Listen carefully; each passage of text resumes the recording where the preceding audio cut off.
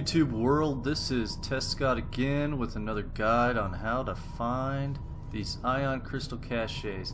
I've taken the liberty to go ahead and mark some beacons at them. I have one video already, you should go check it out, where it's considered the Dunes ion crystal cache, but I also called it the crater. There's a giant crater to the, let's jump off here, to the north of here, I believe. There it is, crater ion crystal. So anyways, check out that video in my playlist. This one we're going to be focusing on the Sparse Reef ion crystal cache, located in the Sparse Reef, obviously, but it's near the floating island, the Tri-Base Island, and in respect to where we are now, we are on the far west end of the safe shallows. You can see that beacon right there. That's the starting location for most players' life pod 5, I think. And we're approximately 348 meters, 350 meters west of there. And this is my base. And we're gonna head off from here. But if you're wondering where I'm starting at, I'm just on the west end of the safe shallows, and I'll try and hug the bottom so you get a good idea of where we're at. But I'll go ahead and surface when we get there so you can get an idea of where I'm at afterwards as well, just in case you want to just drive along the surface. Here we go. And we're here. If we get any glitches or freezes, I'll just restart the video at that location. So if you see any screen clips, it's probably just me saving and making sure I don't get too stuck. So we're going to pass through the kelp here, and we should jump right into the Sparse Reef. I don't believe there's any other biome nearby, but as you can see, I forgot to show you, but I'm going to stop real quick and show you where the ship is in respect to where we are. Yeah, there's the ship. So it kind of gives you an idea where we're at to start with. This ion crystal cache is very close to the floating island, as I said. I believe it's north of the island. So if you're having troubles finding it there, just head north of the island. But the interesting thing is, it is a very hard location to find. It just looks like any other dimple in the bottom of the sea. Okay, so we're back. I had a few glitches, I apologize, but we got daylight, that's always handy, and continuing on to the ion crystal cache, Sparse Dunes 1. Looks like we're still kind of having loading problems, so I apologize ahead of time if things get a little clippy. I might stop it, drop the settings a little bit until we get there. That might help with the loading. Okay, well, it appears that helped immensely. It kind of reloaded the area, and we're back in business. Seems to be running pretty smoothly, so cross our fingers, and I'll let the game play itself out. I'll pop in when we get a little closer or something more extreme. Looks like we're coming up on some formation, geological formation. It looks like, you know, stalagmites and stalactites, or those I don't know, gas geysers or vapor geysers down in the Lost River that spew out stuff, except for these aren't spewing anything, so that's good. So go ahead and drop down here to the bottom. We're getting pretty close to the entrance, and you'll see what I'm talking about. It's very easy to miss. Past those weird spires, and you're coming up on them.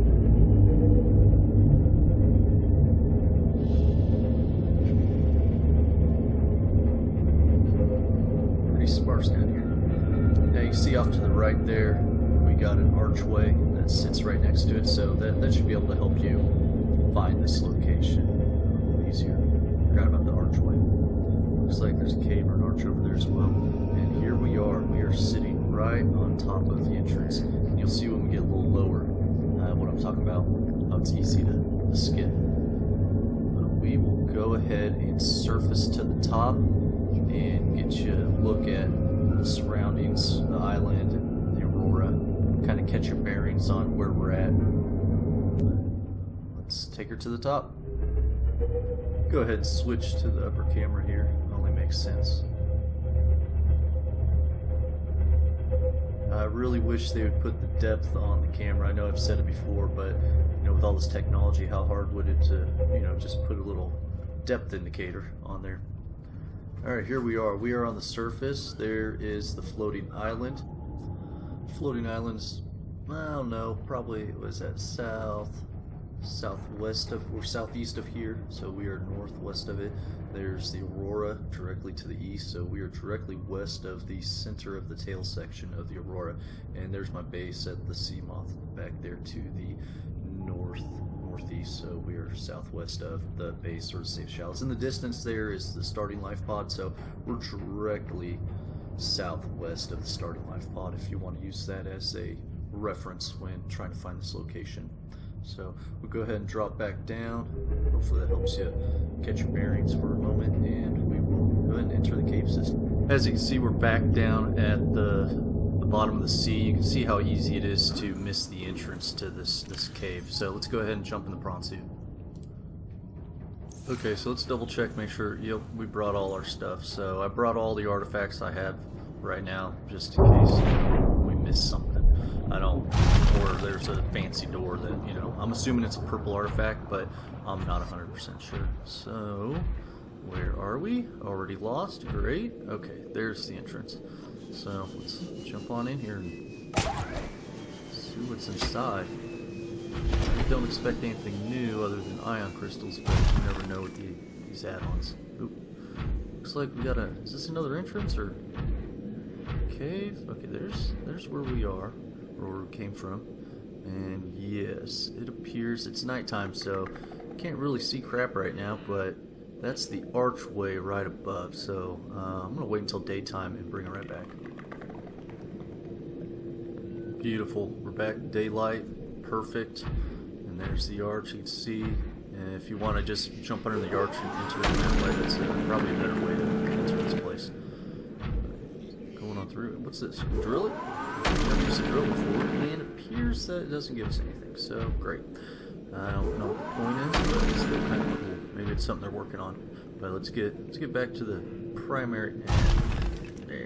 No, nothing. Alright, let's get back to the primary objective, and that is to find this cache. It's down here. I saw the entrance last time I was here.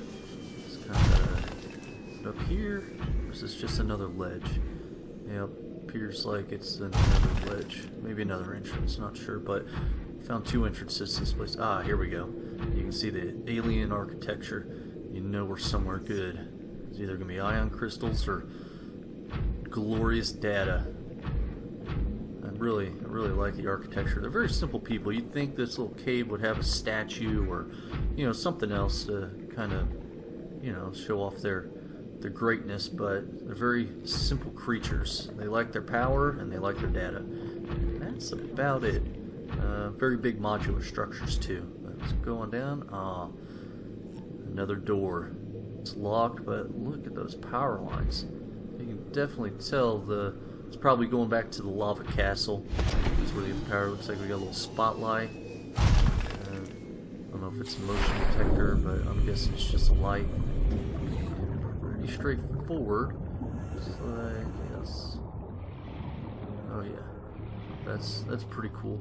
Not sure why they need a big power cord like that to go to the door, but maybe that door takes a lot of juice. Not sure. But, okay, let's get this purple artifact in here and let's get in there and get these goodies. How about it? Alright. Thank you.